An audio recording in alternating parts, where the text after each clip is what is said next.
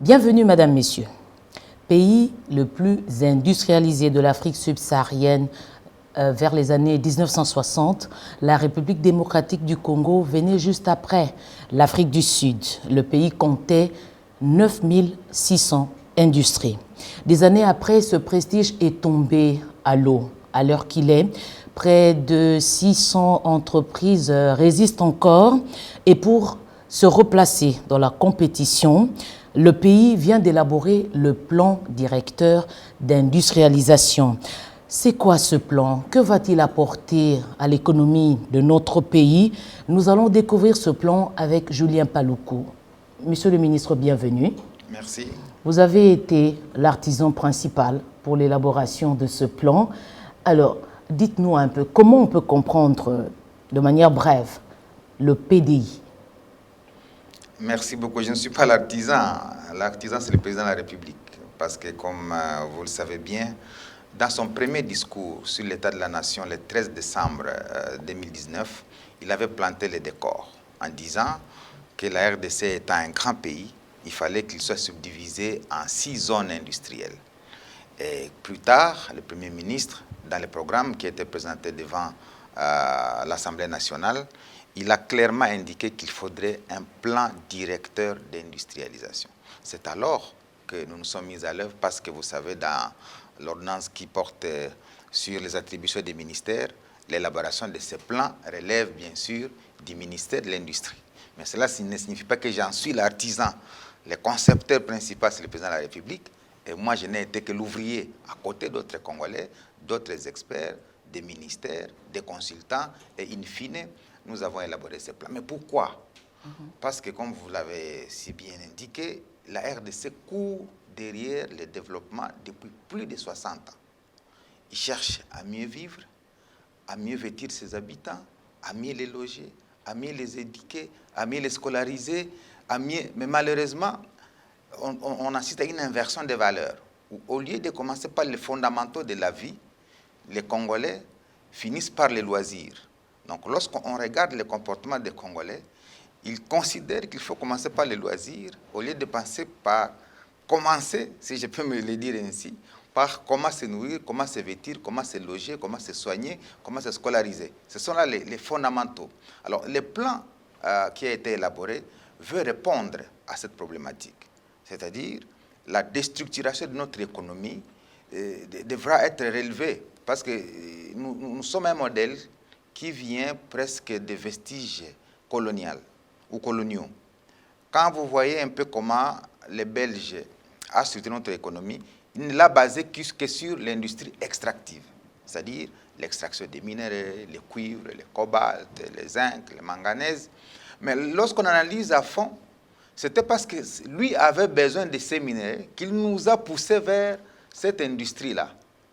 Au lieu de nous pousser, faire les affaires pour le colon, c'était pas pour notre avantage. À transformer nos propres minéraux, lui nous a poussé seulement à les extraire, à les lui envoyer pour aider au fonctionnement de son industrie. L'effort de guerre et puis le développement de l'Europe. Et tout de suite, on ne s'est pas rendu compte que cette philosophie-là, qui a été pilotée par les colonisateurs, n'avait pour objectif que de créer des richesses chez lui. Et nous, il n'y a pas eu création de richesses. C'est ainsi que le modèle économique, depuis 1960, c'est un modèle appauvrissant. C'est-à-dire, il n'est créateur d'aucune richesse, il n'est créateur d'aucun emploi décent. La preuve, lorsque vous descendez dans les Katanga, vous voyez les jeunes gens dans les mines. Alors que les gens à qui nous envoyons ces minéraux, eux ne sont pas dans les trous. Eux, ils sont dans les usines, dans des emplois décents. Donc voilà, le plan directeur vient répondre à toute cette problématique pour nous dire, mais finalement, il faudrait qu'on change de modèle économique. Au lieu que nous considérions que l'économie doit être basée sur l'extraction de nos minéraux, il faut plutôt une économie de production. Parce que nous sommes devenus une économie de consommation. Quand vous voyez toute la structuration de l'économie congolaise, nous ne sommes que des consommateurs. On consomme ce qui vient de gauche à droite, on consomme les produits alimentaires, on consomme les riz qui viennent de Thaïlande. Une société de consommation sans produire. Voilà. Alors, Monsieur le ministre, vous dites que ce plan, le président de la République en est l'artisan principal. Le chef de l'État est au pouvoir, ça fait moins de 3 ans. Et ce plan sort Donc, il l'avait dans des tiroirs ou c'est encore un plagiat que vous venez imposer à la RDC? Ce document a été pensé où et il a pris combien de temps pour être élaboré? Oui, nous sommes là avec le président de la République. J'ai l'avantage d'avoir été reconduit dans le gouvernement. C'est qu'à l'issue du discours du président de la République et de l'adoption du programme à l'Assemblée nationale, nous nous sommes mis au travail. On a recruté un consultant, c'est Congo Challenge. On a fait travailler notre Bureau national d'études et de planification industrielle, qui est un bureau qui fonctionne au sein du ministère de l'Industrie. On a mis à contribution les fonds de promotion de l'industrie. On a mis à contribution toutes les directions d'études et de planification de chaque ministère. Vous savez, dans l'administration de chaque ministère, il y a une direction d'études et de planification. Nous avons mis à contribution tous ces cadres-là pour qu'ensemble nous puissions essayer un peu de réfléchir sur ces nouveaux paradigmes, ces nouveaux cadres de gestion de notre système industriel. Et donc, c'est depuis 2019 que la conception a été faite par le président de la République. En 2020, nous avons commencé par élaborer d'abord la politique industrielle, parce qu'on ne peut pas élaborer un schéma directeur sans qu'on ait une politique industrielle. Et donc, nous avons fait adopter au Conseil des ministres la politique industrielle de la RDC, parce que depuis 1960, on n'avait pas de politique industrielle. Mais attendez, depuis 1960, le pays existe sans plan et... Je dis bien sans politique industrielle. C'est la première fois que nous avons une politique publique au niveau du ministère de l'Industrie. Et pendant tout ce temps, comment évoluait le pays? Comment vous allez à l'étranger vendre la République? C'était juste de l'enfumage? Et c'est la raison pour laquelle on avait des difficultés de lever des fonds. Parce qu'à chaque fois que nous allions dans des organisations internationales, je prends même ici à côté de nous la SADC, on nous demandait, mais bien sûr, vous voulez lever les fonds, mais quel est votre plan? Par quoi est-ce qu'on veut commencer? C'est ainsi que quand nous sommes arrivés, nous avons essayé un peu de fouiller pour voir... Donc pendant tout ce temps, vous avez menti au peuple qu'il y avait une organisation structurée et vous faisiez de voyages, vous allez dans des conférences pour ne rien dire sur la République. Il n'y avait pas de boussole. Ce n'est pas qu'on mentait au peuple, c'est-à-dire peut-être les objectifs étaient ailleurs. Vous savez, chaque gouvernance décline ses objectifs. Et ici, nous sommes heureux de constater que dans la gouvernance qui est là depuis 2019, cette gouvernance a compris que la trajectoire qui va amener la RDC vers son développement passe par l'industrialisation. Avant, on a peut-être cru en cela, mais on n'a pas planté les jalons pour y arriver. C'est ainsi que nous, en y arrivant, sous l'impulsion du président de la République et du Premier ministre, nous avons planté les décors pour nous dire, eh bien, les modèles économiques que nous avions avant n'étaient pas de nature à permettre le développement de la RDC parce qu'il n'y avait pas un plan, il n'y avait pas une politique. Et ces deux instruments-là, notamment la politique industrielle et le plan, sont des instruments qu'on peut maintenant vendre partout à travers le monde pour nous dire, voici comment est organisé le schéma d'industrialisation de la RDC. Si vous voulez venir dans l'agroalimentaire, voici comment vous devez faire. Si vous êtes dans les textiles, voici comment vous devez faire. Si vous êtes dans les bois, comment vous devez faire. Si vous êtes dans les mines. Et nous avons fait une cartographie selon les espaces. Nous savons à l'heure qu'il est que si vous voulez venir au Katanga, voici l'orientation industrielle. Si vous voulez vous installer à l'Équateur, voici l'orientation industrielle. Si vous voulez vous installer dans l'espace Bandundu, voici l'orientation industrielle. Et donc, chaque espace a les caractéristiques, a les profils économiques et a l'orientation industrielle. À ce moment-là, l'investisseur en arrivant au Congo, il peut se dire, moi je suis dans les bois, je m'installe à Kisangani parce que j'ai une matière première à Kisangani. Ou alors, moi je suis dans la fabrication de pneus, je sais qu'à l'Équateur, il y a les VA, je vais commencer à transformer le latex en caoutchouc et du caoutchouc en pneus.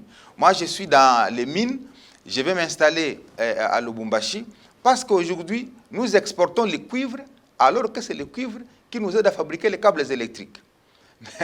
Mais au lieu de les produire au Congo, nous amenons le cuivre en Europe et nous allons encore en Europe pour aller acheter les câbles électriques pour notre électrification. Et ce plan prévoit comment on peut traiter ça localement, donner la valeur ajoutée ici, dans ce plan-là que vous nous vendez? Alors, le plan, c'est un document qui vous retrace toutes les opportunités qu'on offre aux investisseurs, nationaux et étrangers, pour dire, vous avez longtemps procédé par des importations, parce que nous sommes un pays qui importe pour 6,5 milliards de dollars chaque année. Alors nous nous disons non, Nous avons relevé la facture de 6,5 l'importation. milliards, vous importez, le pays importe quoi Les pays importent d'abord les produits agroalimentaires, c'est-à-dire ce que nous mangeons, nous l'importons. Ici, il y a un débat au niveau du gouvernement sur la réduction des surgelés, les congelés. Comment un pays comme la RDC, 60 ans après, nous devons nous disputer d'acheter un quota en Namibie? Nous devons acheter les quotas d'importation des poissons. Ce n'est pas une contradiction. Quand le pays ne sait pas produire et veut imposer, ce n'est pas votre secteur de compétence, mais vous êtes membre du gouvernement, c'est ça la contradiction. Le pays a du poisson, a tout ce qu'on importe, mais on n'arrive pas à produire ça localement et on veut imposer aux autres un prix qui pour eux est de l'inconfort. Oui, tout à fait. C'est parce que nous sommes dans une trajectoire. On doit commencer par là. C'est-à-dire aujourd'hui, on impose les quotas de production ou de pêche des poissons. Aujourd'hui, nous allons acheter pour 30 millions de dollars, le gouvernement. Pour 30 millions de dollars, on va acheter les quotas auprès de la Namibie. Alors que nous avons les littorales, au niveau du fleuve, au niveau de l'océan Atlantique, nous avons les mêmes espaces, les mêmes eaux que nous pouvons exploiter en y installant une industrie de pêche. Est-ce que ce n'est pas de la mauvaise foi, monsieur le ministre? Comment comprendre de telles choses? Mais c'est pourquoi le plan est là, parce qu'il part des constats amers. 60 ans avant, le pays a navigué à vue. Et aujourd'hui, le président de la République vous sort un plan. Il dit, dans le secteur de l'industrie halieutique, c'est-à-dire les poissons, dans le secteur de l'industrie textile, dans le secteur de l'industrie de l'huile de palme. Imaginez-vous Marsavco, ici qui nous fabrique toutes les huiles que vous avez à Kinshasa, importe l'huile de palme de Malaisie. Alors que nous avons, j'ai été dans les Bandundu, je viens de Boulungu, dans une localité qu'on appelle Vanga, oui. Où effectivement, j'ai rencontré un opérateur économique qui est dans l'industrie de l'huilerie. C'est-à-dire, il veut transformer l'huile de palme en huile palmiste, en huile brite, et puis à produire des huiles que vous importez de partout ailleurs. Voilà les genres d'activités que désormais le plan est en train de recenser pour que le gouvernement, au-delà d'encourager les gens à aller à l'extérieur, le gouvernement encourage plutôt les opérateurs économiques qui cherchent à créer les richesses au niveau local, qui créent de l'emploi. J'ai été dans les Bandundu, la seule unité de production de l'huile de palme a déjà engagé 350 personnes. Et d'ici 2024, s'il reçoit un financement de 2 300 000 $, il va être à 3 000 employés. Imaginez-vous, si nous encourageons 10, 15, 100 entreprises comme celle-là, avec 3 000 employés, déjà nous serons à 30 000 employés pour les 10 entreprises. Si c'est 100 entreprises, on est à 300 000 Congolais qui sont employés au niveau local. Et donc, ce plan-là essaie un peu de recenser toutes ces activités pour se dire, non, on doit en finir avec la politique d'importation. Parce que lorsque nous importons suffisamment de biens, nous exportons nos devises. Parce que quand vous allez acheter à l'extérieur, vous y amenez des devises. Tandis que si nous encourageons la production au niveau local, la monnaie va être renforcée et notre économie va être forte. Et le budget va passer désormais d'un budget minable de 5 ou 10 milliards à un budget de 25-30 milliards. Ce plan, monsieur le ministre, vous le chiffrez à combien et comment est-ce qu'on peut mobiliser le financement pour réaliser cela? En combien de temps? Le plan directeur d'initialisation est chiffré à 58,3 milliards de dollars. C'est un chiffre qui fait réfléchir beaucoup de gens. 58 milliards de dollars. J'ai eu des gens qui ont réagi en disant, mais ce n'est pas possible. Vous n'avez qu'un petit budget de 5 milliards, mais vous réfléchissez en termes de 58 milliards. Mais je vais vous donner des chiffres clairs pour vous apaiser. La France, chaque Français naît avec une dette de 31 660 €. Chaque Français. Ils naissent à crédit déjà. Voilà. Chaque Américain naît avec une dette de 65 000 $. Chaque Américain. Chaque Japonais naît avec une dette de 97 000 $. Maintenant, prenez les 58 milliards parce que ça fait réfléchir.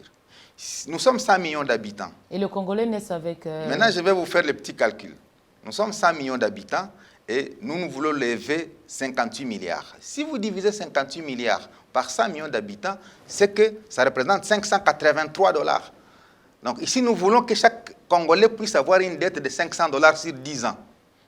Est-ce que si nous levons 58 milliards pour que chacun considère qu'il s'endette en raison de 583 $ sur 10 ans, est-ce que c'est un problème?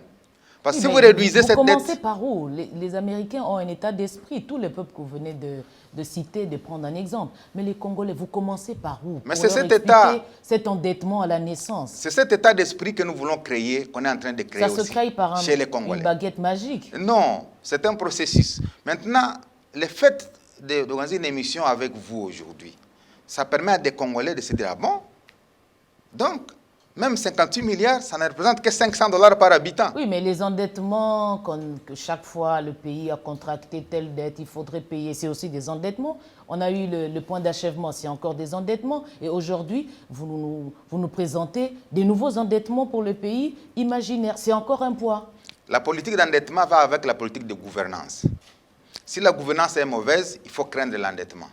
Si la gouvernance est bonne, il ne faut pas avoir peur de l'endettement. Et chez nous, on est de quel côté? Pourquoi? On est de quel côté? Parce que les plans directeurs vous donnent des composantes.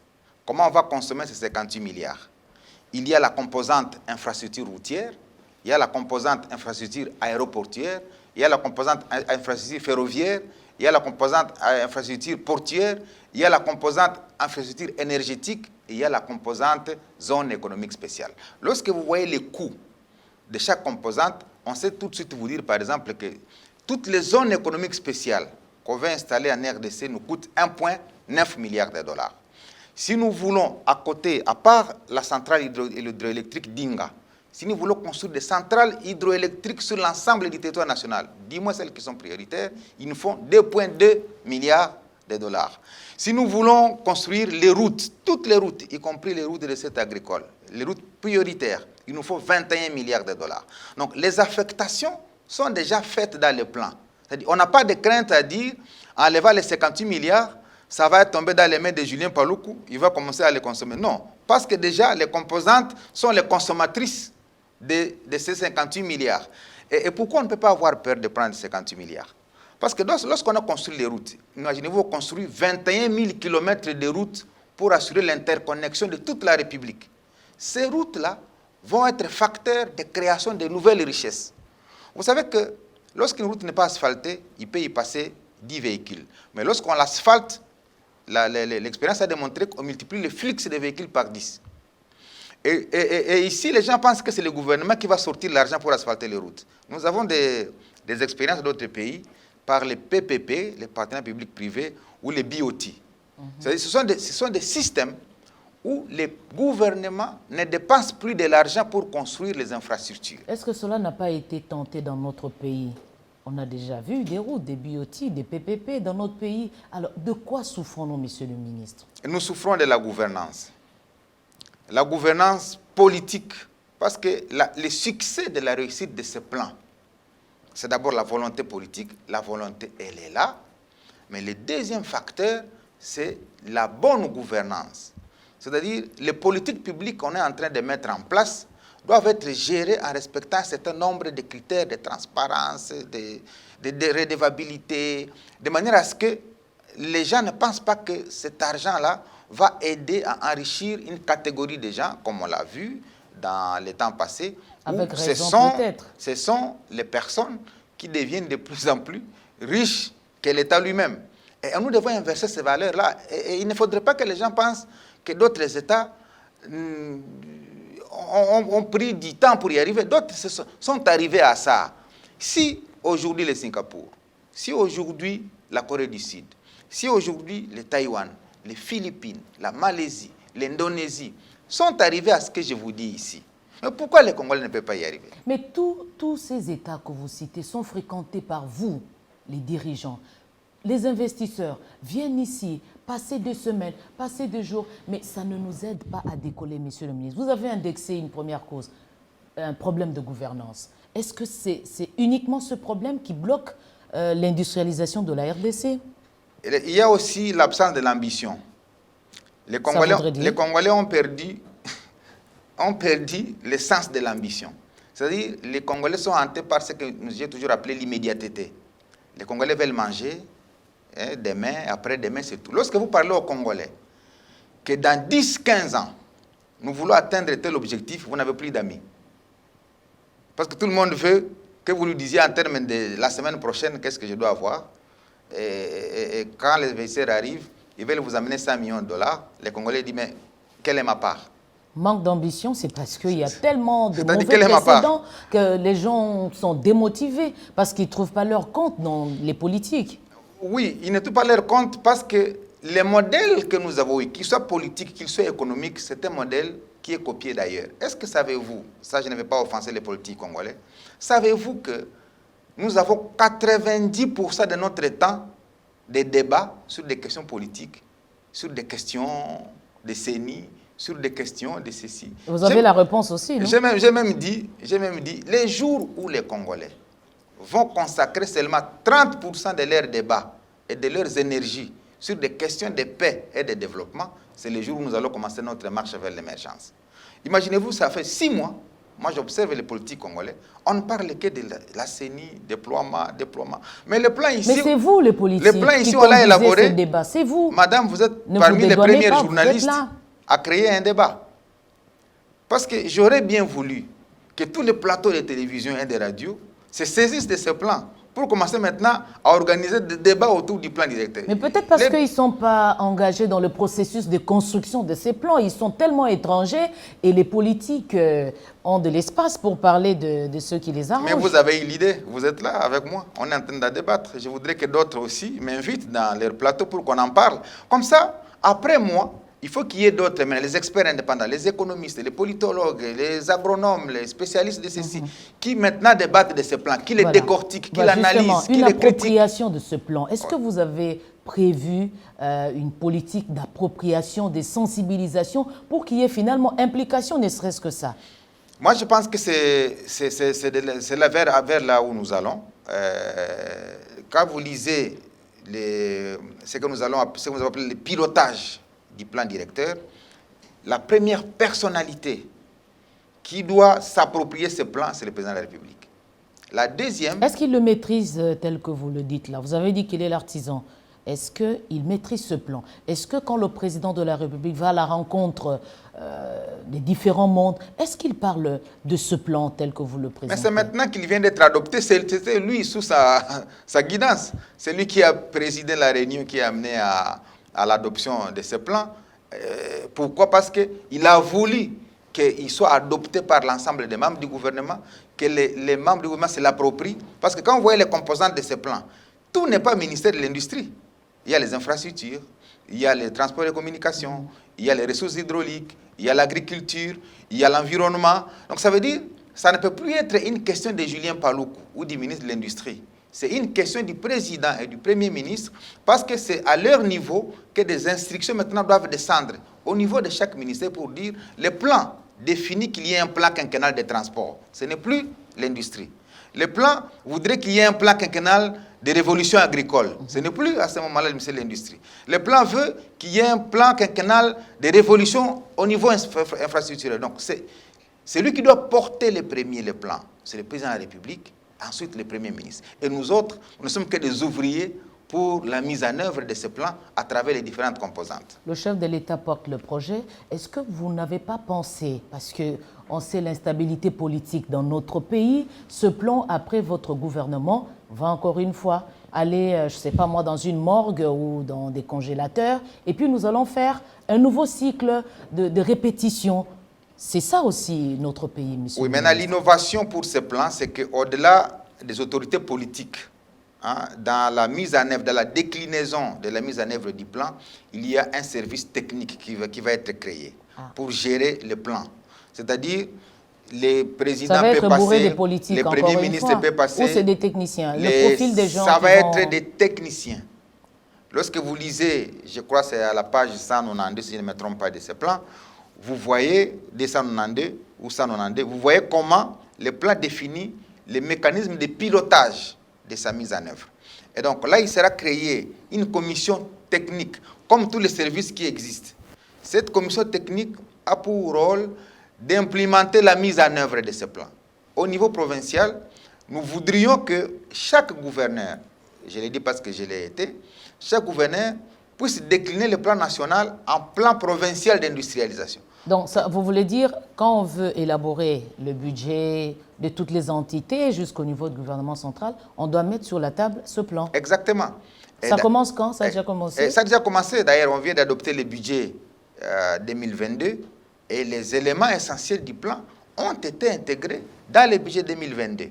Parce que avant, comme il n'y avait pas d'outils, il n'y avait pas de boussole, on ne savait pas qu'est-ce qu'on devait intégrer dans le budget. Donc la part du budget de l'État est déjà bien enregistrée dans le budget actuel. Mais il y a une innovation, c'est que nous crions que nous n'avons pas de fonds. C'est ça le problème, c'est vous qui nous dites ça. Ce plan ici nous amène à nous interroger sur tous les fonds qui ont été créés. Vous savez, le FPI, Fonds de promotion de l'industrie, a été créé en 1989. Aujourd'hui, ça fait 32 ans. Et je peux se poser la question, quelle promotion de l'industrie a-t-on fait? Alors qu'il y a chaque jour de l'argent généré par les fonds. Il y a les Fonds national d'entretien routier, les FONER, qui a été créé pour l'entretien des routes. Est-ce que les routes sont entretenues? On vient de créer, il y a quelque temps, les fonds miniers de génération future. C'est des prélèvements sur les redevances minières. Alors, ce plan ici donne une orientation sur l'utilisation de tous ces fonds. Pour dire que ce soit les FPI, que ce soit les FONER, que ce soit les fonds de génération future, que ce soit d'autres fonds, le président de la République estime qu'on doit les considérer comme un package et les orienter vers les secteurs porteurs de croissance pour cesser d'être des fonds qui alimentent les individus. Donc, des outils comme celui qui vient d'être élaboré sont des outils importants qui demandent, comme vous l'avez dit, une appropriation au sommet de l'État et par tout le monde. Et si on accompagne la mise en œuvre de ce plan, d'ici 10 ans, je l'ai dit bien d'ici 10 ans, on peut être ces dragons africains ou ces tigres africains comme le sont d'autres à travers le monde. D'ici 10 ans, avec les mêmes universités, avec la même compréhension de la population, avec les mêmes instabilités politiques, vous comptez sur quoi? Quelles sont les chances de ce plan pour réussir tel que vous proposez le délai de 10 ans? Vous l'avez si bien dit, le premier élément, il faut la stabilité politique, parce que l'argent n'aime pas les bruits des bottes, c'est tout à fait normal. Il faut une stabilité au niveau sécuritaire. Mais là aussi, je suis parmi ceux qui sont les mieux indiqués pour parler de la sécurité. Vous savez, tous les pays du monde n'ont pas un taux de criminalité zéro. Tous les pays du monde. Vous arrivez aux États-Unis, vous arrivez en Afrique du Sud, vous arrivez au Sénégal, vous arrivez en France, il y a toujours une criminalité. Mais chez nous, la criminalité qui existe prend tellement de l'ampleur que des gens qui ne veulent pas de notre pays sont arrivés à nous citer comme la capitale mondiale du viol. Moi, je ne suis pas d'accord avec ce genre d'acceptation. Mais puisque vous savez que vous n'êtes pas aimé, qu'est-ce que vous donnez en échange? Comment vous vendez-vous votre pays? Parce que les politiques sont aussi en complicité avec ceux qui viennent détruire le plan ici vient réveiller tout le monde. Vous savez que ce plan demande à ce que notre diplomatie puisse se réveiller. Vous savez, dans chaque ambassade, il y a un conseiller économique. Mais que font les conseillers économiques de toutes les ambassades? Nous avons 68 missions diplomatiques à travers le monde. Aux États-Unis, en France, en Belgique, au Japon, etc. Comment ont-ils été recrutés? Est-ce que vous leur vendez? Est-ce qu'ils ont la vraie image du pays? Ne sont-ils pas parmi ceux qui, peut-être avec mes connaissances, contribuent justement à ternir l'image du pays? Ces interrogations sont rencontrées dans le plan. Le plan, il est global, il est multisectoriel, il est transversal, il prend tous les domaines. C'est ainsi que, lorsque vous les lisez, ça vous interpelle. Si vous êtes Congolais, vous vous dites il faut qu'on le commence aujourd'hui. Parce que moi, je suis partisan d'un penseur, Yankelevitch, qui disait pour commencer, il faut commencer. Il ne faut pas attendre pour commencer. Donc ça, malheureusement, les Congolais ont tendance à attendre pour commencer. Il faut commencer. Mais on commence par quoi? On commence par ce qu'il y a. Il y a quoi? Parce que les autres ont commencé par ce qui était. Et au fur et à mesure, ils ont vu les choses en train de changer.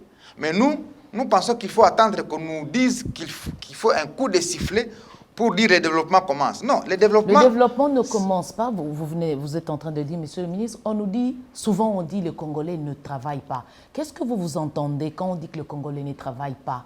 Il est vrai, les Congolais ne travaillent pas, on doit les remettre au travail. Ça veut dire quoi? Quand les Congolais tous les jours, les gens sortent. Ils vont travailler. De quel travail parle-t-on? Non, les Congolais font 8 heures au travail et non pas 8 heures de travail. C'est différent. C'est différent. Et ce que nous devons faire, c'est de ramener les Congolais à la législation qui nous pousse à faire 8 heures de travail, et non pas 8 heures au travail. Les gens sont au travail pendant 8 heures. C'est différent d'être en train de travailler pendant 8 heures. Et si vous passez dans les administrations, que ce soit en province ou à Kinshasa, vous trouverez tous les balcons des ministères sont pleins de gens sur le téléphone en train de chatter, etc. Et vous attendez à quel type de rendement? Ailleurs dans notre pays, les téléphones ne sont plus autorisés. Vous arrivez, vous mettez votre téléphone dans un local, vous entrez dans votre salle de travail, jusqu'à 17 h, vous reprenez votre téléphone et vous partez. Ça s'appelle en termes de chronophage, c'est-à-dire de consommateur du temps. Lorsque vous avez le téléphone pendant 8 heures sur votre lieu de travail, mais vous êtes tenté de lire tous les messages qui tombent. Et entre-temps, on vous attend au résultat. Deuxième élément qui manque aux Congolais, les soucis de l'évaluation. Et le président, dans le conseil des ministres qui est passé le vendredi, a rappelé que nous devons nous évaluer régulièrement. Parce que ce sont les évaluations qui permettent de pouvoir faire des corrections. Si vous ne vous évaluez pas, vous ne saurez pas là où vous avez trébuché, vous ne savez pas les apports qu'il faut ramener pour rentrer dans la droite ligne. Donc, au côté du travail qui manque, il n'y a pas d'évaluation. Troisième élément pour les Congolais, il n'y a pas de suivi. C'est-à-dire, on élabore des politiques, on met en place des systèmes de gouvernance, mais on n'assure pas le suivi pour qu'on se rassure que ce qui a été planifié va être atteint. Donc, ce plan ici vient remettre en cause presque notre modèle de gouvernance et nous ramener chacun à se poser la question, quelle est ma part, moi, dans ce que nous allons faire. Et ici, il faudrait que les gens comprennent que tous les montants que les gens ont cités, les montants qui ont suscité beaucoup de débats, ce sont des faux calculs. 58 milliards, je voulais démontrer que ce n'est pas beaucoup. J'ai fait une autre analyse en disant, la RDC, c'est 2 345 000 km², ou 409. C'est 80 fois plus grand que la Belgique, notre pays. 80 fois plus grand que la Belgique. C'est-à-dire, si vous voulez savoir la dimension de ces 58 milliards, vous les divisez par 80, vous avez la demande de la Belgique. Et si vous divisez 58 milliards par 80, vous avez autour de 700 millions de dollars. Alors, si la Belgique demande pour son industrialisation 700 millions de dollars, en quoi cela peut être un scandale? Voilà des questions. C'est prenable. Voilà, c'est prenable. Et d'ailleurs, je peux même courir le risque de dire que 58 milliards, c'est encore minime. C'est minime, monsieur le ministre. Vous avez été ministre de l'Industrie. Je vous ai vu aller inaugurer des zones économiques spéciales, Maluku et tout ça. C'était encore une fois de l'enfumage. Ces zones n'ont jamais démarré et puis vous emmenez un plan. Les zones économiques spéciales sont parmi les composantes du plan. Mais ça ne marche pas, les quelques zones que vous avez inaugurées. Mais je vous invite à aller à Maluku. C'est-à-dire, quand on met en place une zone économique spéciale, ce n'est pas que lorsqu'on a accordé les statuts à la zone commence. Et il y a un ensemble d'activités qui doivent s'installer à l'intérieur de la zone. D'abord, il fallait qu'après les statuts de la zone, nous puissions faire adopter au niveau du gouvernement les décrets qui portent sur les avantages à accorder aux investisseurs, parce qu'aucun investisseur ne peut arriver dans une zone s'il ne sait pas qu'est-ce qu'il va gagner. 3, il faut un minimum d'infrastructures à construire à l'intérieur de la zone.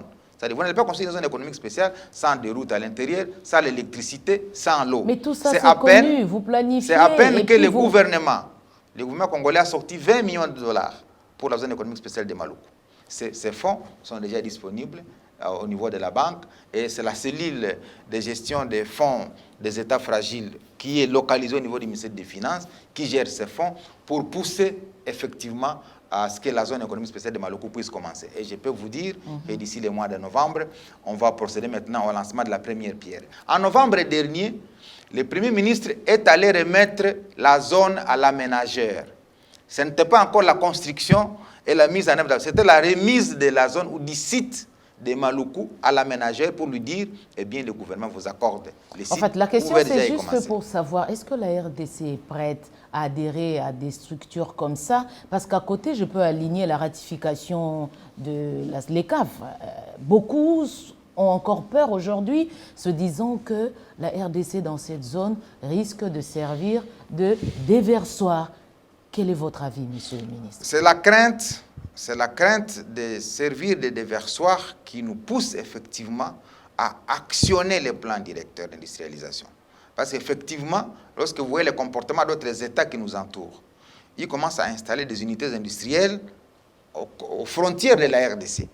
Parce qu'ils visent les marchés congolais. Nous sommes 100 millions d'habitants, nous sommes 100 millions de consommateurs.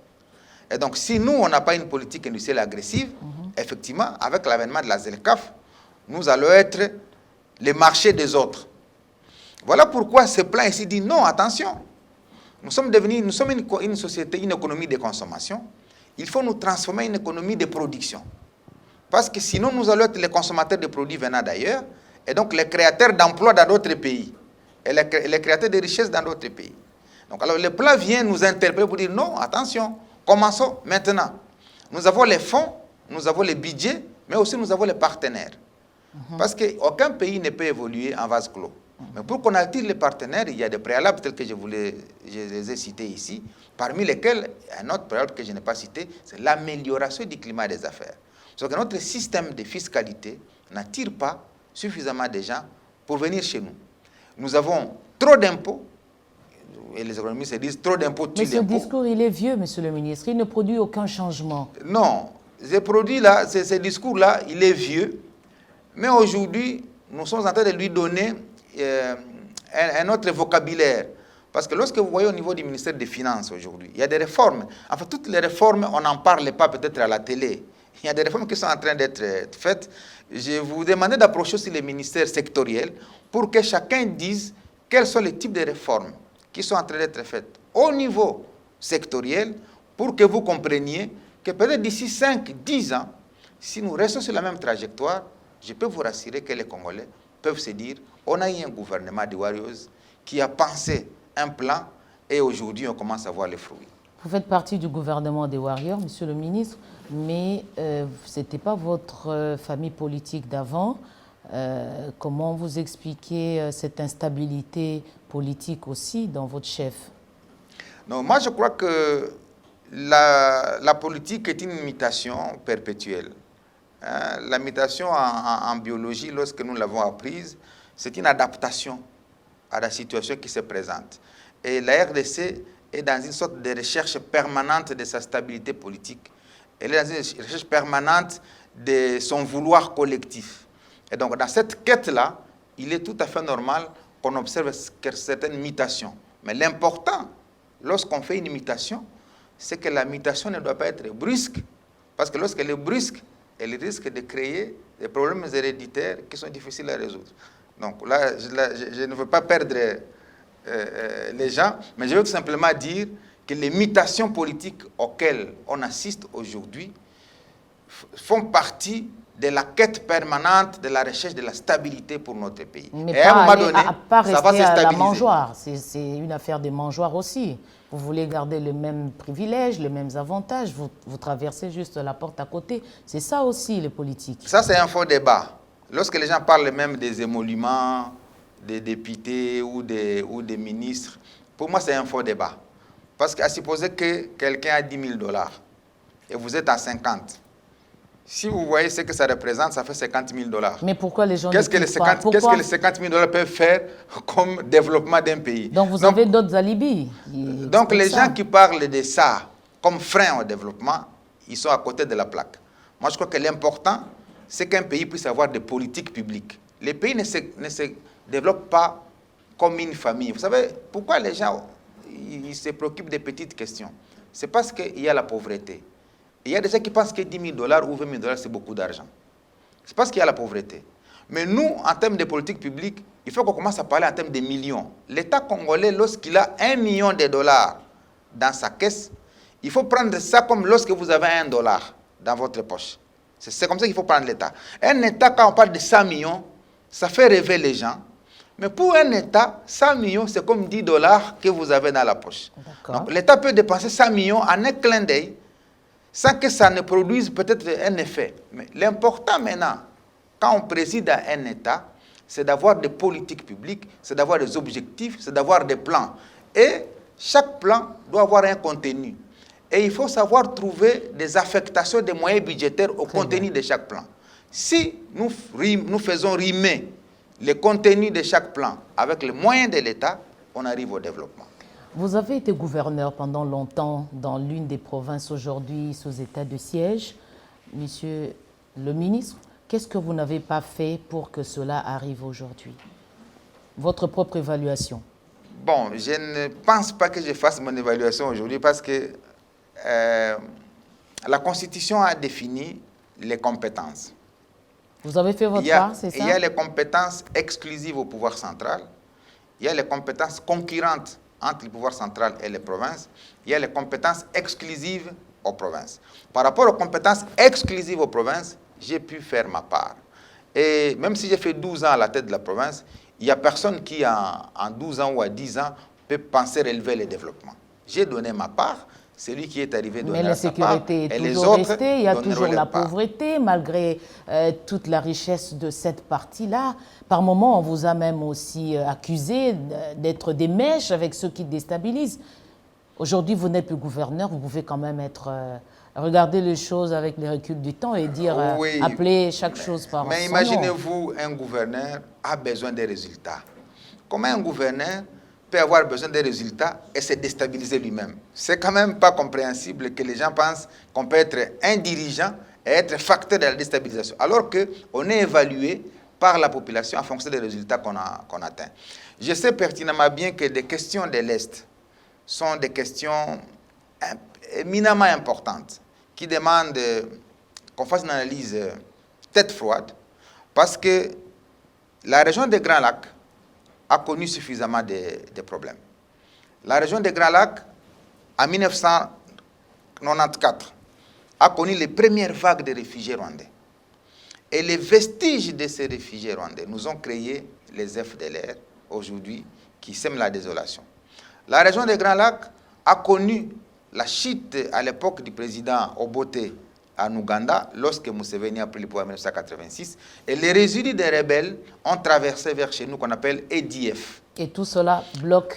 Et à côté de ces forces étrangères qui sont entrées au Congo, nous avons eu une succession de rébellions. En 1996, l'AFDL entre. En 1998, le RCD fait une guerre de rectification.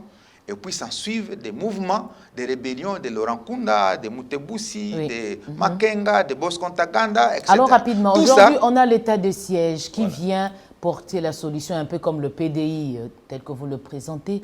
Est-ce que vous, en tant qu'un élu du coin, un ancien gouverneur, ce n'est pas parce que vous êtes au gouvernement, vous pensez que ça va résoudre tous ces problèmes qui datent des années telles que vous venez de nous rappeler? Ce sont des solutions que le président de la République est en train de mettre sur la place publique pour qu'on les expérimente. À un moment donné, on va évaluer l'état de siège pour se dire, il a été instauré en mai 2021, aujourd'hui nous sommes à tel mois, il y a 3-4 mois, mais objectivement, moi je peux donner ma parole, on ne peut pas, en 4 mois ou en 5 mois, demander à un état de siège, même s'il est le meilleur plan pensé, croire qu'en 2-3 mois, on peut mettre fin à cette guerre dont je viens de faire la description tout à l'heure. Vous m'avez interrompu, sinon j'allais vous décliner en 1 heure tout ce qui s'est passé à l'Est de la RDC. C'était juste de l'aperçu sur ça. C'était un petit aperçu. Ce n'est pas la question du jour. Donc, vous comprenez que ce n'est pas facile en 2 ou 3 mois. Mais ce qui est important, ce n'est pas l'état de siège. Ce qui est important, c'est ce qu'on fait. Parce que l'état de siège a un contenu, a des restrictions. Les moyens qui sont mis à la disposition de l'état de siège, sont-ils affectés réellement aux objectifs pour lesquels l'état de siège a été décrété? Ça, c'est une autre question. Alors, voilà pourquoi le président de la République a dit qu'il faut une évaluation régulière pour qu'on se dise, on a sorti 1 million, 2 millions, 3 millions pour l'état de siège. Est-ce que ces moyens sont arrivés ou sont tombés dans les poches traditionnelles ou ils tombent toujours? Donc, voilà pourquoi l'état de siège à lui-même ne suffit pas. Mais c'est la manière dont les moyens sont affectés à la mise en œuvre, à la lutte contre tous ces fléaux. C'est ça qui compte. Et je crois que le président de la République est en train de diligenter des évaluations régulières. Vous apprenez que tel gouverneur militaire est rappelé à Kinshasa, tel autre est rappelé, parce que le souci du président, c'est que peut-être d'ici 6 mois, qu'il arrive à dire, même si je n'ai pas éradiqué l'insécurité, mais j'ai diminué le taux, peut-être de 60, de 70%, et les 30% va être reversé dans la gestion ordinaire de l'État congolais. Merci Julien Paluku. Je rappelle que vous êtes le ministre de l'Industrie. Merci pour toutes ces informations, pour nous permettre d'avoir une lecture rapide de ce plan directeur d'industrialisation de la RDC. C'était un plaisir de vous recevoir. Merci de votre fidélité. On se retrouve très vite avec un autre numéro.